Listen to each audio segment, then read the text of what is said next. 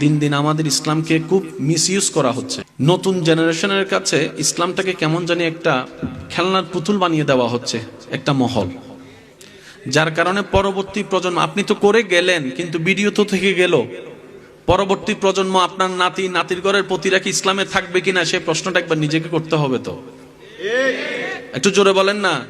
আপনি কামাচ্ছেন, আজকে নিজের শরীরের ঘাম জড়াচ্ছেন কেন? ছেলে মেয়ে নাতিরা যেন মোটামুটি একটা, আপনি বড় হয়েছেন ভাঙ্গা করে কিংবা মাটির ঘরে, আপনার চাওয়া হচ্ছে আমার ছেলে মেয়েরা নাতিরা যেন 4তলা বিল্ডিং এ থাকতে পারে, যে কষ্ট আমি পেয়েছি তারা যেন না পাই, এটাই তো চাওয়া। একজন বাবা হিসেবে, দাদা হিসেবে এই চাওয়া যেরকম আপনার অধিকার, একজন মুসলমান হিসেবেও আপনার একটা কর্তব্য আছে, আপনার পরবর্তী প্রজন্মরা সেই ইসলামটা পাচ্ছে কিনা সেটা ইনশিওর করা। যেমন ইসলামের কিছু বেসিক জ্ঞান আছে। প্রধান ফেরেশতা কয়জন, ওনাদের নাম কি, বিভিন্ন প্রশ্ন আছে না? আপনি খেয়াল করে দেখবেন আপনার আশেপাশে অনেকেই বেসিক জ্ঞানটাও শিখে নেয়।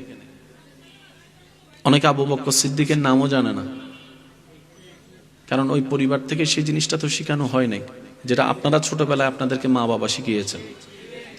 একটু বলেন না ভাইয়া। তো এই সমস্ত জায়গায় আমাদেরকে একটু সতর্ক হওয়ার দরকার আছে না নাই? আপনাদের কি মনে হয়? আপনাদের জ্ঞান বিবেকে কি মনে হয় সতর্ক হওয়ার দরকার আছে না নাই? জানার দরকার আছে না নাই? আল্লাহ তাআলা আমাদেরকে বুঝার তৌফিক দান করুক। চিৎকার দিয়ে বলেন আমিন।